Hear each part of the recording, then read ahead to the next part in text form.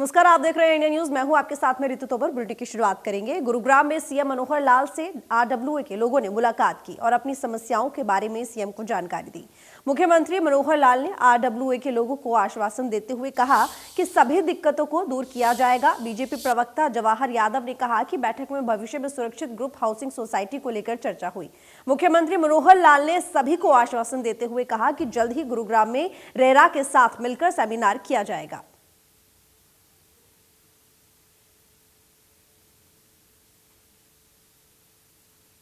इसलिए क्या है कि आज माननीय मुख्यमंत्री से ग्रुप हाउसिंग की जो सोसाइटी है उनके आरडब्ल्यूए के लोग मिले, अपनी समस्याओं को लेकर झाव दिए हैं अपने, और इसको लेकर ये सभी लोग अलग अलग अपार्टमेंट्स में रहने वाले लोग मिले थे। तो इन्होंने अपनी समस्याएं माननीय मुख्यमंत्री के सामने रखी है और उसके लिए माननीय मुख्यमंत्री ने कहा जल्दी गुड़गांव में एक सेमिनार भी करा रहे हैं जिसमें RERA, town and country planning विभाग, HSVP और यहाँ के स्थानीय DC और सब उसमें रहेंगे।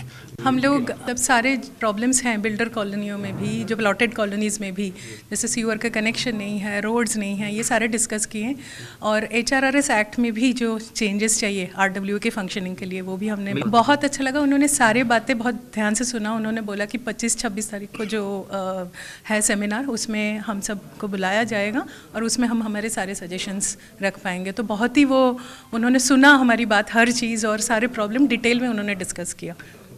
जी, हम लोग जो है मेकिंग मॉडल गुड़गांव से कम्युनिटी ग्रुप पे हैं और हम लोगों ने सारी अपनी बातें कही हैं, जितने भी जो है इश्यूज़ हैं बिल्डर रिलेटेड, जो सिस्टम रिलेटेड, सिस्टम को इम्प्रूव करने के साथ साथ हमने सारी चीज़ों के बारे में प्रॉब्लम ही नहीं गिनाई, सॉल्यूशंस भी दिए हैं और सॉल्यूशंस के ऊपर हमें काफ़ी अच्छा रिस्पॉन्स मिला है। मुख्यमंत्री जी ने पूरी बात को सुना है, समझा है।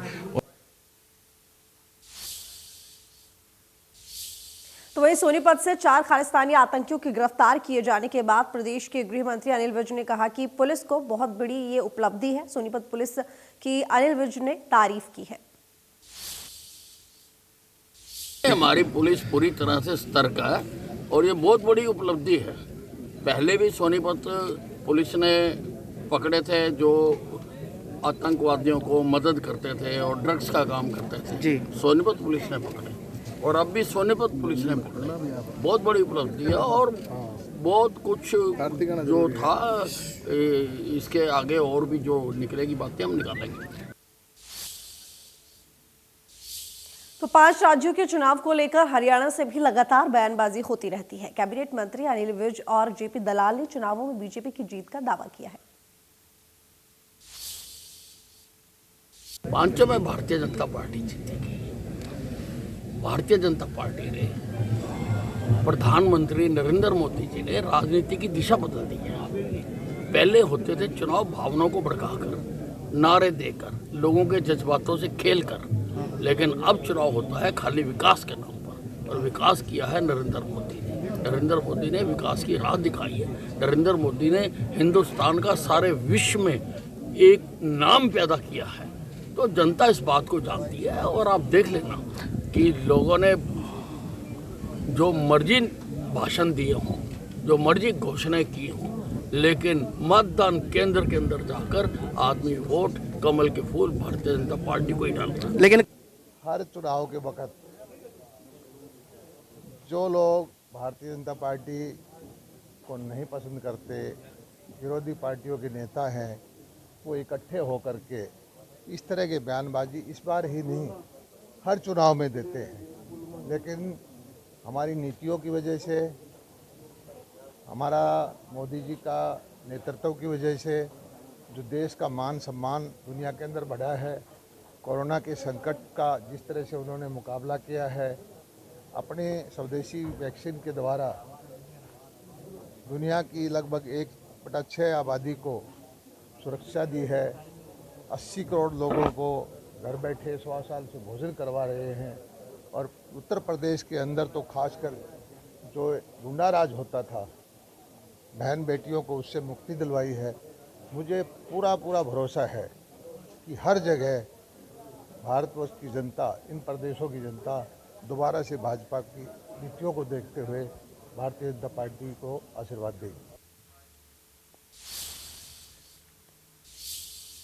तो कृषि मंत्री जेपी दलाल ने बजट और बेमौसम बारिश से हुई खराब फसलों सहित कई मुद्दों पर जानकारी दी। उन्होंने इस दौरान विपक्ष पर भी जमकर निशाना साधा।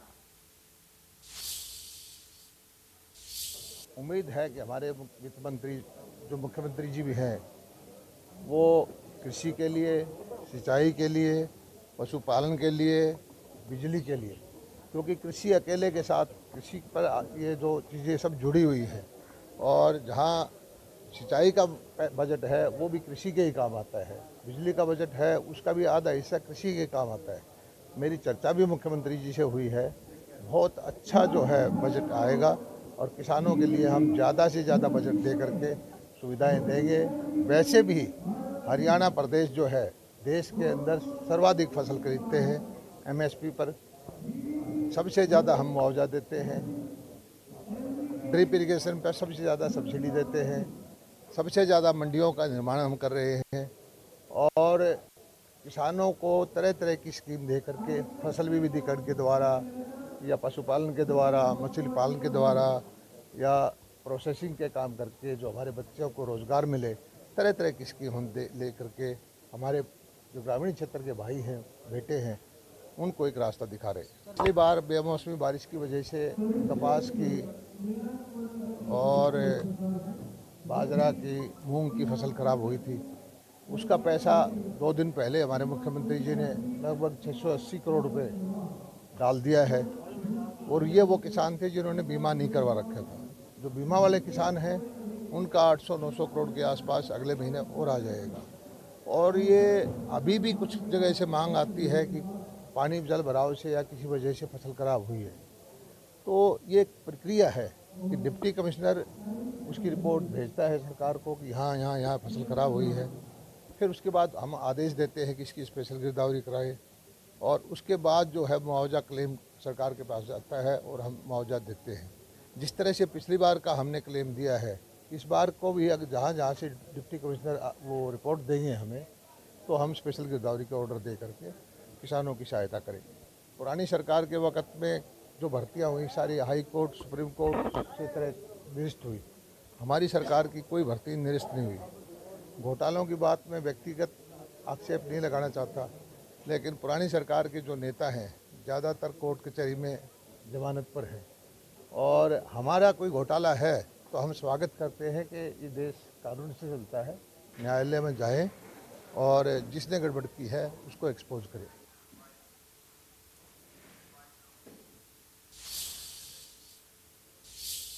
तो शिक्षा मंत्री कंवरपाल गुर्जर ने पूर्व सीएम भूपेंद्र हुड्डा पर पलटवार करते हुए कहा कि पूर्व मुख्यमंत्री भूपेंद्र हुड्डा के कार्यकाल में भ्रष्टाचार का बोलबाला था और उस समय प्रदेश में सीएलयू उद्योग बन गया था, किसानों की जमीन ली जाती थी फिर छोड़ दी जाती थी।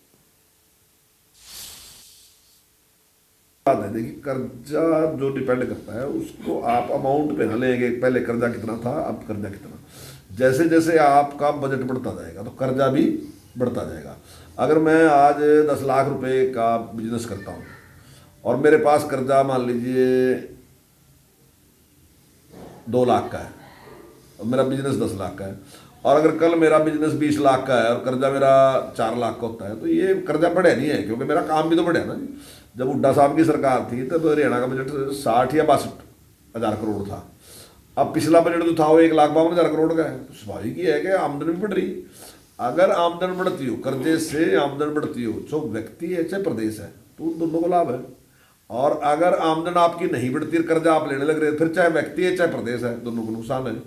तो हमारे कार्यकाल में अगर कर्जा बढ़ा है तो कर्जे के साथ आमदन बढ़ी है, वो लगभग दुगुने से भी 2.5 गुना बजट हमने 7 साल में कर दिया। लेकिन जो करप्शन पिछले कार्यकाल में थी, आपको पता था कि पिछले कार्यकाल में जो सीएलयू थी वो एक उद्योग बढ़ गया था कि जिस प्रकार से करप्शन थी। आज आपको कहीं भी वो सीएलयू जैसी बात कहीं सुनने को नहीं मिली होगी, कहीं किसानों को डराने की बात नहीं सुनी होगी कि उनकी ज़मीन एक्वायर कर ली, बाद में छोड़ दी, जब अपने लोग गए उन्होंने खरीद ली और फिर उसको छोड़ दिया। उस पर तो कोर्ट की भी टिप्पणी है, कोई मेरी टिप्पणी नहीं, कोर्ट की भी उसके ऊपर टिप्पणी है कि ये नियम के अनुसार गलत था जो सरकार ने किया, वो गैर जिम्मेदाराना व्यवहार था। लेकिन हमारे कार्यकाल में इस प्रकार की कोई घटना नहीं, एक भी घटना अभी तक ऐसी नहीं हुई। तो शिक्षा मंत्री ने बताया कि इस समय हरियाणा में करीब 55 विश्वविद्यालय हैं और हरियाणा के 4 ऐसे जिले हैं जहां कोई विश्वविद्यालय नहीं है। इन जिलों में अगर कोई प्राइवेट विश्वविद्यालय खोलना चाहे तो सरकार सहयोग करेगी। इसके अलावा सरकार अपने स्तर पर भी इन जिलों में विश्वविद्यालय खोलने के लिए कार्रवाई कर रही है।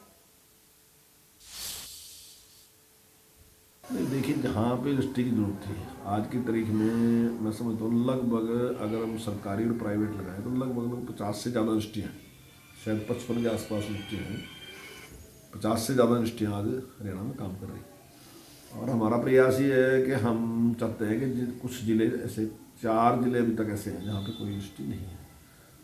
तो हमारी सोच है कि अगर वहाँ भी कोई इस प्रकार की ऑफर आती है या सरकार सब के भी इस प्रकार का निमंत्रण मिलता है, इस प्रकार की परिस्थितियाँ हैं, तो हम अपनी ओर से भी सरकार भी यूनिवर्सिटी बनाने का प्रयास करेगी। प्राइवेट भी खोलना चाहता है तो उसमें प्राइवेट भी हम 8वीं तक की जो बुक्स हैं वो NCERT की बुक्स नहीं है सारी सारी।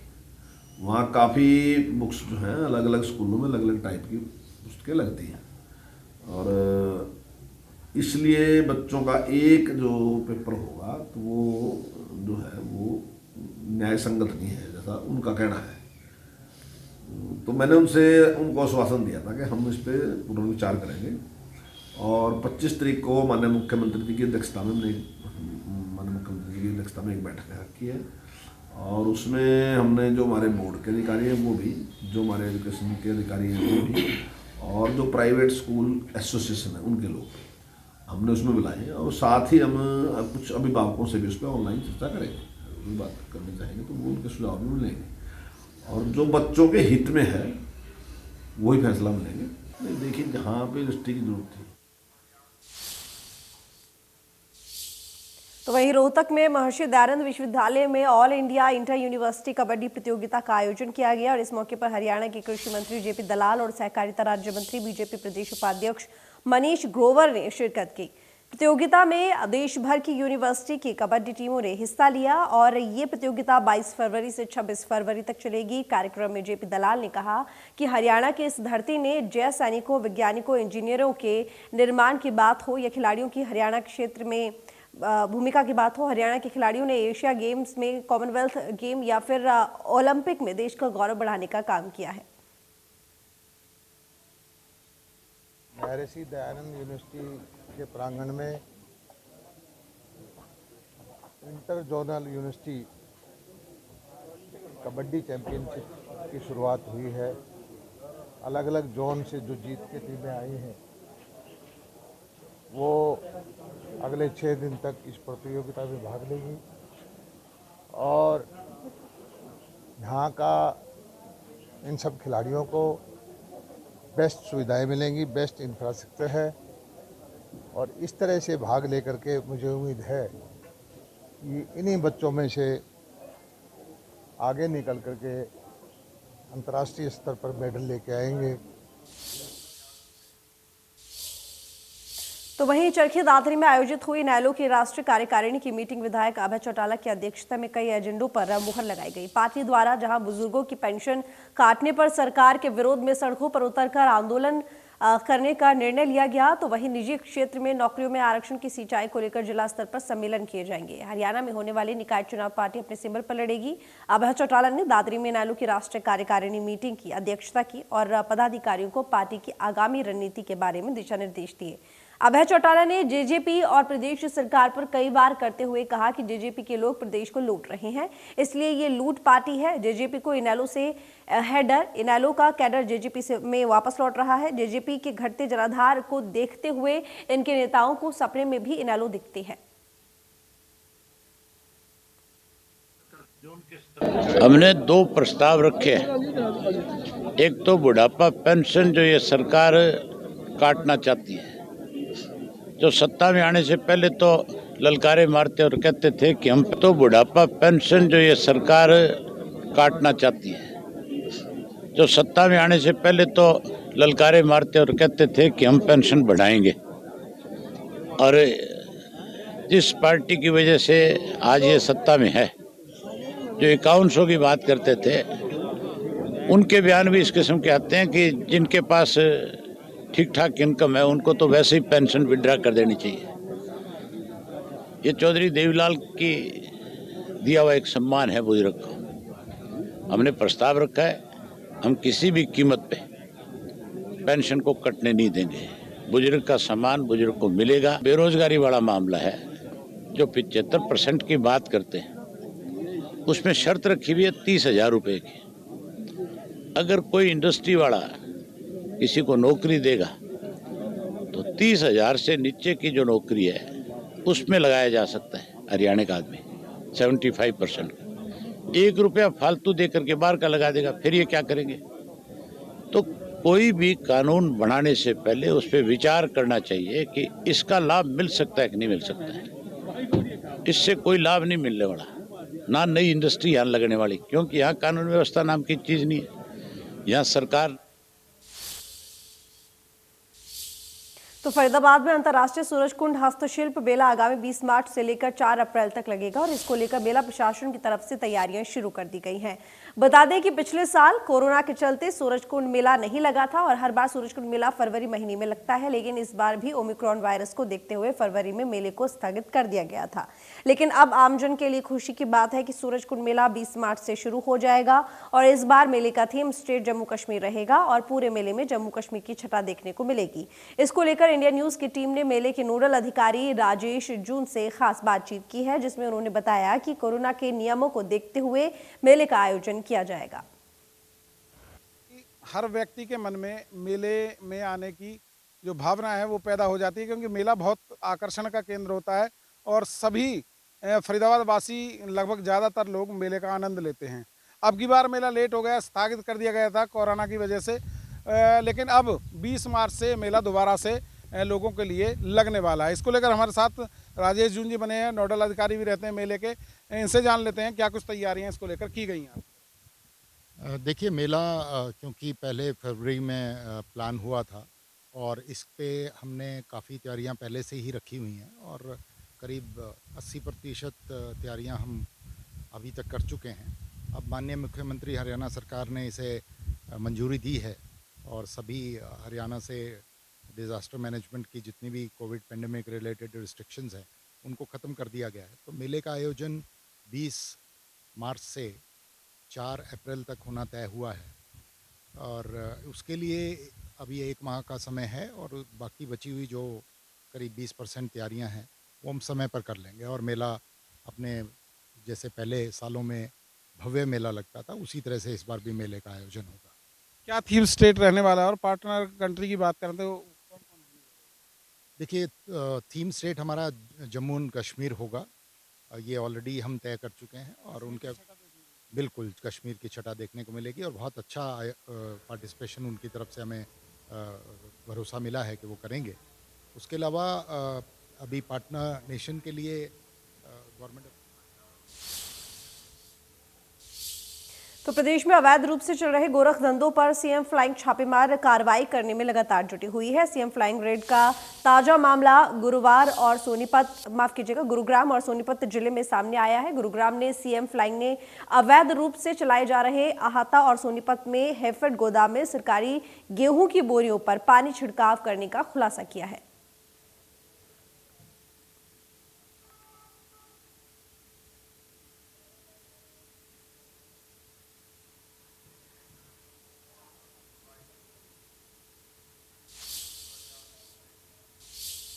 तो हैफेड गोदाम में सरकारी गेहूं की बोरियों पर पानी छिड़काव करने के मामले पर विज ने कहा है कि प्रदेश में गलत करने वालों को नहीं छोड़ेंगे। तो हम किसी को भ्रष्टाचार करने नहीं देंगे।